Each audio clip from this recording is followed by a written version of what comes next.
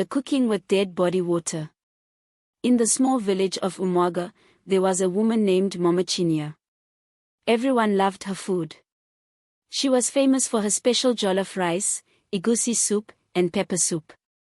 People came from far and wide just to taste her delicious meals. Momachinya had a small shop by the road, where she sold her food every day. Her daughter, Chinya, always helped her in the shop. Chinya noticed something strange. No matter what, her mother's food always tasted better than anyone else's. Even if other women in the village used the same ingredients, their food could never taste as good as Mama Chinya's. One day, Chinya asked her mother, "Mama, what makes your food taste so good? Is it magic?" Mama Chinya smiled. "Oh, my daughter, it is just my secret touch," she said with a wink. But Mama Chinya had a dark secret that nobody knew. At night, when everyone in the village was asleep, she would go to the old burial ground at the edge of the village. She brought a clay pot and a small spoon with her. Mama Chinya would wait until she was sure no one could see her. Then, she would carefully gather water that dripped from the bodies laid to rest. The villagers believed that water from the burial ground was cursed. It was forbidden to take anything from there. But Mama Chinya believed this water made her food taste rich and different. To her, it was like a magic ingredient. Every night after she returned from the burial ground, she would boil the water, whispering some words as it simmered. Then she would store it in a hidden pot under her cooking shelf. In the morning, she would add a little of this water to her food, and everyone who tasted it would praise her. One day, Chinya saw her mother holding the clay pot as she cooked. Chinya watched as her mother poured a little bit of the water into the big pot of soup she was cooking. She was curious and a little worried. "Mama," Chinya asked, "what is inside that clay pot? Why do you keep it hidden?" Mama Chinya looked at her daughter with a serious face. "Chinya, my child, there are things you are too young to understand. This pot has something special that makes our food tasty and keeps our customers coming back." Chinya was silent, but her curiosity grew even stronger. Later that night, when her mother was asleep, Chinya tiptoed into the kitchen. She found the clay pot hidden under the cooking shelf, just as she had seen earlier. Carefully, she lifted the lid of the pot. The smell was strange and earthy, almost like wet ground after rain. She noticed something odd about the water inside. It wasn't like the clean water they fetched from the stream. It had a murky color and tiny specks floating around. Just then, Chinya heard footsteps coming down the hallway. Her heart pounded. Quickly, she covered the pot and dashed back to her room, pretending to be asleep. The next morning, Chinya decided to ask one of her friends, Ugochi, about it. Ugochi's grandmother knew many old stories, so Chinya thought she might have some answers. When she got to Ugochi's house, Chinya whispered, "My mama has a strange clay pot in our kitchen. She calls it her secret ingredient, but the water inside smells funny." Ugochi's eyes widened. "Maybe it's from the burial ground," she whispered back. "My grandmother says that place is dangerous. Only spirits live there, and they don't like being disturbed." Chinya felt a chill run down her spine. Could it be true? Was her mother really using something from the burial ground? Chinya couldn't stop thinking about what Ugochi had said. That night, as she lay in bed, she heard her mother's door creak open. She knew what this meant. Mama was going back to the burial ground. Quietly, Chinya slipped out of bed and followed her mother at a safe distance. She kept to the shadows as they passed through the quiet village. The moon cast an eerie glow over the burial ground, making it look even more frightening. Mama Chinya stopped by one of the older graves, where water had collected in a shallow puddle. She knelt down, took out her clay pot, and began scooping the water. Chinya's heart beat faster as she watched, realizing that Ugochi had been right. Her mother was indeed taking water from the burial ground. Suddenly, Chinya heard a rustling in the bushes nearby. She froze, trying not to make a sound. But her mother heard it too. Mama Chinya looked up, her eyes scanning the darkness. "Who's there?" she called, her voice firm. Chinya held her breath, hoping her mother wouldn't see her. After a moment, Mama Chinya shook her head, mumbled something, and finished collecting the water. She then got up and began walking back to their house. As soon as her mother was out of sight, Chinya turned and ran back home, sneaking into her bed just in time before Mama Chinya entered the house. The next morning, as Chinya helped her mother cook, she couldn't shake the images of last night. She wanted to tell her mother that she knew the truth, but she was afraid. What if Mama got angry? Or worse, what if the spirits from the burial ground came after her? But Chinya's worry only grew stronger.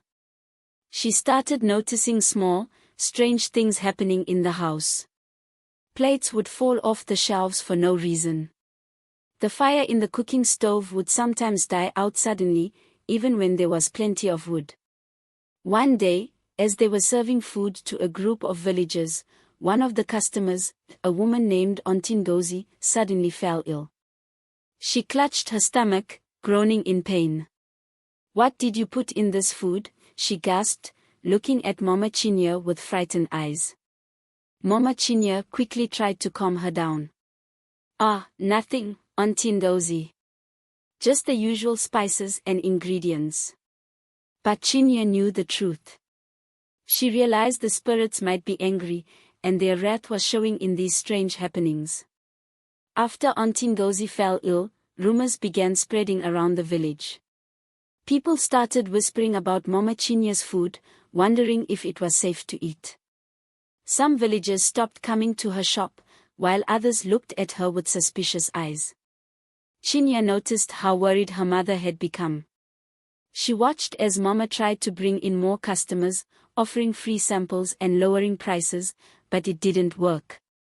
One night, Chinya found her mother sitting alone in the dark kitchen, staring at the clay pot. "Mama," Chinya whispered, her voice trembling. "Is everything all right?" Mama Chinya looked up, and for the first time, Chinya saw fear in her mother's eyes. "Chinya, my child, something terrible is happening. I don't understand why, but it feels like something is angry." Chinya hesitated, then gathered her courage. "Mama, I know where you get the water," she said, her voice barely above a whisper. Mama's eyes widened. You know?" Chinya nodded. "I followed you one night." "Mama, Ugochi told me it's dangerous to take water from the burial ground. She said the spirits don't like being disturbed." Mama Chinya sighed deeply, her shoulders slumping. "Chinya, I never meant to do harm. I thought this water was a gift. It made people happy and brought blessings to our family. But maybe I was wrong." Just then, a loud knock came at the door. Chinya and her mother jumped, their hearts racing. Mama Chinya got up and opened the door, revealing the village chief, Chief Okonkwo, along with some elders. "Good evening, Mama Chinya," Chief Okonkwo said, his face stern. "We need to talk." Mama Chinya invited them in, and they all sat around the small table. Chief Okonkwo cleared his throat. "There have been strange happenings in the village lately. People are falling ill, fires are going out on their own, and some say they've seen shadows moving near the burial ground." One of the elders, a wrinkled old man named Papa Ease, looked at Mama Chinya with piercing eyes. "Some say these troubles started because someone is taking water from the burial ground." Chinya felt her heart sink. She looked at her mother, whose face had turned pale. "Mama Chinya," Chief Okonkwo continued, "we ask you this, have you been taking anything from the burial ground?" Mama Chinya looked down, unable to meet their eyes. "Yes, Chief. I have taken water, but I only did it to make my food taste better. I thought it was harmless." The room fell silent. The elders exchanged worried glances, and Papa Ease shook his head slowly. "The spirits do not take kindly to being disturbed," he said. "This is why our ancestors warned us against taking anything from their resting place." Chief Okonkwo nodded. "There may be a way to appease the spirits, but it will not be easy. You must return to the burial ground and ask for their forgiveness. Only then might the curse be lifted." Chinya felt a chill run down her spine. She didn't like the idea of her mother going back there, especially with the spirits already angry. But she knew they had no choice. Mama Chinya looked at her daughter, determination in her eyes. "I will do what I must. For our family and for the village." As the night grew darker, Chinya realized that they would have to face the spirits together. Late that night, Mama Chinya and Chinya prepared to return to the burial ground. They brought offerings, a bowl of white kola nuts, a bottle of palm oil, and a bundle of dried leaves. They had been told these gifts might help calm the spirits and show respect. As they approached the burial ground, the air grew cold, and an eerie silence settled around them. Mama Chinya whispered a quiet prayer, and together they walked to the same grave where Mama had gathered the water. Mama Chinya knelt down, her hands trembling as she placed the offerings on the ground. She whispered words of apology, asking for forgiveness from the spirits. "I am sorry, O spirits of the land. I was wrong to take what did not belong to me. I beg you, release my family and our village from this curse." Chinya knelt beside her mother, holding her hand tightly, hoping the spirits would hear their plea. At first, nothing happened. The air was still and heavy, and Chinya felt a pang of fear that perhaps it was too late. But then, a soft rustling echoed around them. The trees swayed as if a gentle breeze was passing through, even though the night was still. Suddenly, a mist began to rise from the ground, swirling around them. Within the mist, faint shadows appeared, taking the shapes of people long past. They had calm faces, but their eyes held a mysterious glow. One of the figures stepped forward, an elder spirit with a wise, gentle face. He looked at Mama Chinya and spoke in a deep, echoing voice. "Your actions have disturbed the peace, but your heart is now humble. We accept your offerings, but know this, never again take from the spirit's resting place without our blessing." Mama Chinya bowed her head low, trembling. "Thank you, wise spirit. I promise never to return here again without honor and respect." The spirits nodded, and the mist slowly began to fade, the shadows disappearing one by one. As the last spirit vanished, a feeling of warmth washed over them, as if the air itself had forgiven them. The next morning, the village felt different. People no longer complained of strange shadows or sudden illnesses. Auntie Ngozi, who had fallen ill, was seen laughing and talking with neighbors again, her strength fully returned. Over the following days, Mama Chinya's shop grew busy once more. But now, she used only fresh ingredients and never spoke of secret magic waters again.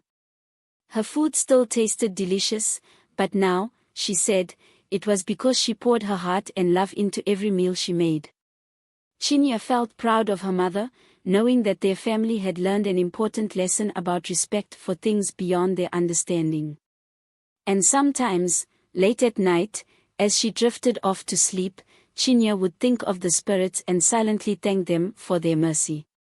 From then on, Mama Chinya's shop became even more beloved, not just for the taste of the food, but because every bowl of jollof rice, every spoonful of soup, was made with honesty and respect. And the villagers never had to worry about curses or strange happenings again.